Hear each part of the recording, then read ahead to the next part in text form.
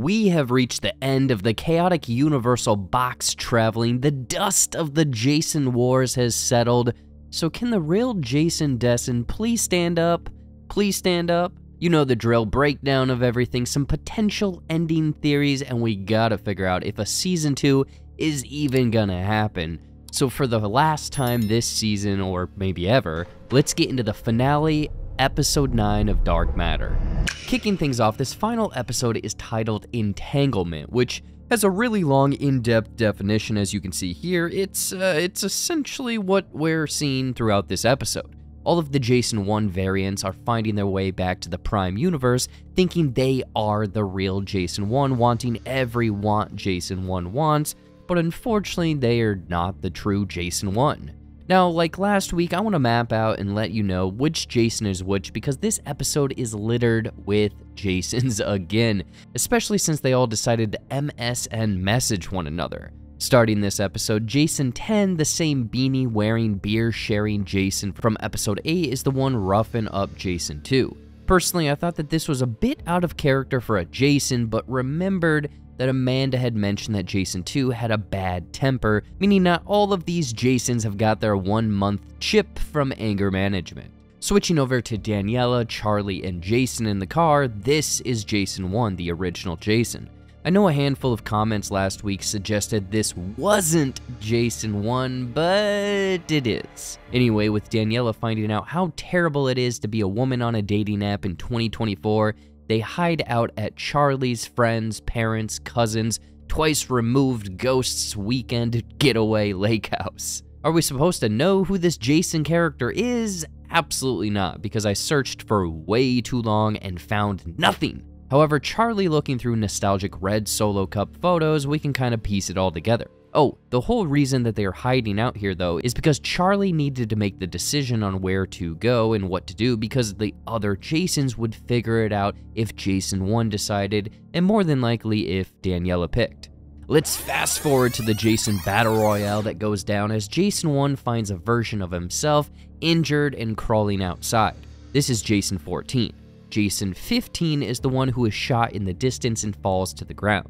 Back in the house, Jason 16 is the one with the shotgun, threatening Jason 1 for his clothes. He is then shot in the head by Jason 2, who escaped Jason 10 in Blair, giving Jason 1 a way out. He gives back Jason's wedding ring, a car to escape in, extra ampules, and a voice memo explaining why this whole thing got started. Everything hinged on the choice between work and love, saying Daniela was his biggest mistake, and foolishly thinking that Jason 1 would have loved his life.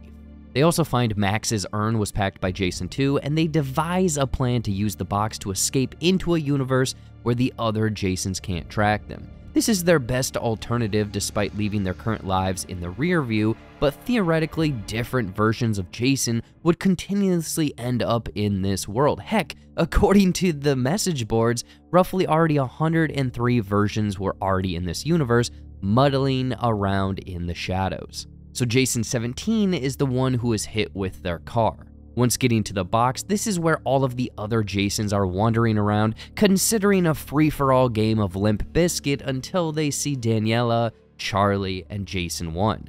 Jason 18 is the one who steps forward, claiming that they only want to say goodbye, who is then followed by Jason 19, exclaiming that this isn't fair. Oh, I forgot to mention this, but the Jasons suggested both a lottery system to see who gets Daniela and Charlie, along with shared custody. Grade A ideas across the board. And lastly, Jason 20 is the one in the ball cap standing against Jason 19. Things end in what most of us had theorized. Jason and his family get into the box, finding a new universe where the Jasons can't find them. They can do this because Jason 2 hooked them up with roughly 40 doses of Lavender Fairy as they get in, leaving all of the other Jasons behind. What they do after this is beyond me. Maybe start a TLC reality show? Really, I haven't a clue. Is Universe 1 now the Jasonverse? Inside the box, just like James's lake house, Charlie is the one who has to pick what universe they go to, solely as a precautionary move, but also I guess he's the one who's going to live and grow up there, so whatever his puberty-riddled teenage boy brain will think of. I like boobies. Unfortunately, the camera switches to another view before we can see what universe is picked. My best guess is one where Max is still alive, solely because they made a point of showing his urn was packed. This is the end for Jason, Daniela, and Charlie. The end. So that's just the ending for Jason's story, as the final few minutes of this finale really tease up several directions a potential season 2 could go. First of which appears to be Ryan working on his Lavender Fairy research and potentially perfecting it. When Jason 2 tossed Ryan into the foreign universe, a couple of comments, but they speculated that this could be the exact same location where Amanda decided to stay. If we compare the two skylines, they do match up, but theoretically and statistically, this would be like the world you're looking for is a grain of sand on an infinite beach. But f it, because Ryan does happen to be in the same futuristic world as Amanda, who he approaches in the coffee shop at the end. Do you know me? No. But I've been looking for you. Does he know her? Does she know him? How does any of this make sense? Because Ryan 1 never knew Amanda, or at least from what we saw. Personally, if there is a season 2, I think that this is where the main focus will be. Ryan attempting to get back to his home universe with the help of Amanda. I could see Jimmi Simpson leading this series with, of course, stray story threads of the others that are teased at the end of this episode. Dawn looking at her lost fingers, dreaming of the box to find a better world. Blair, too, finally feeling ready to get back into the box and go home. And Layton 3, the one who was paid to travel the multiverse, appears to be loving his journey. There's also the other 2 missing researchers, along with Detective Mason, hot on the case in 2 separate universes, Mechanic Ryan stuck in Universe 1, and another Layton that was hurt or potentially dead by now. So I could see all of the storylines that were teased and then, completely abandoned to be what the Season 2 story follows if and when there is a Season 2. All of these different characters traveling the multiverse, maybe spending more time exploring the unique universes, but the only problem is it would feel like it's treading familiar ground, because all of their universal doppelgangers would follow the same path as Jason's did, and it would end in another cluster. So really, if there is a Season 2, please let me know your thoughts and wants and feelings. Like, would a Season 2 be compelling enough with this story, or should they just stop while they're ahead? A couple small things before I wrap up. I know a few comments mentioned maybe we weren't in Jason 1's universe at the end because of the loose newel post on the stairs. But it looks like there are 2 different staircases in the house the entire time, so the more you know there. There's also the fact that Blair and Jason 2 probably killed Jason 10. I say this because Amanda's necklace that Jason 10 was wearing is what Jason 2 longingly stares at the beach at the end. Yet again, another thing they really kind of just glossed over, like, what happened to that Blair? Does she have a million questions for Daniela? There was a thought tying in with the entanglement title of this episode that maybe no matter what universe they go to, very similar events can transpire, but with completely different starting reasons. For example, Ryan created Lavender Fairy in Universe 2. He did the same thing in the futuristic universe. Amanda worked for Velocity Labs and oversaw training. Maybe Ryan approaching her is the beginning of her doing that again. Or maybe in Universe 1, Mechanic Ryan goes to therapist Amanda, and this starts Velocity Labs in Universe 1. Believe me, it is all theories right now, guesses at this point, so let me know your thoughts, feelings, theories, everything in the comments.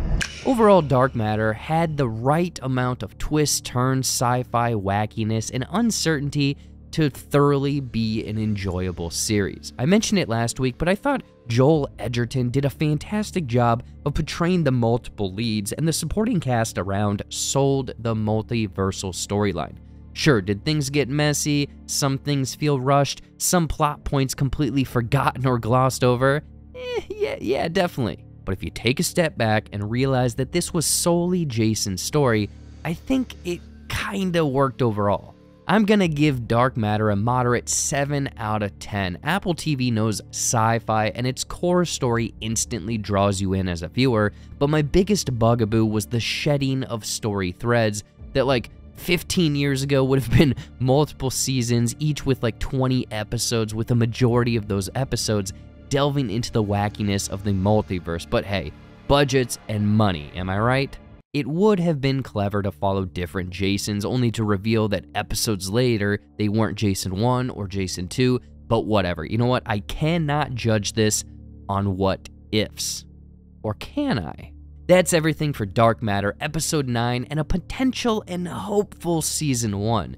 Please let me know all of your thoughts and theories, and just, like, did everyone else enjoy or really hate this series? Things felt a bit rushed at the end, but what are you gonna do? Also, thank you to everyone who stopped by weekly for these breakdowns. Lots of work was put into these, so my appreciation is out of this universe. I think there is another Apple TV Plus series called Lady in the Lake that's premiering in a couple of weeks that I'll probably be covering, so stay tuned for that. And of course, subscribe to stay up to date on other breakdowns and videos. I'm gonna hopefully change a few things come July, hopefully streamline things, hopefully this will streamline it, and again, support, any and all support is what really keeps this channel going, so please and thank you. Check out all of my other socials, and we will see you in the next one. Peace out.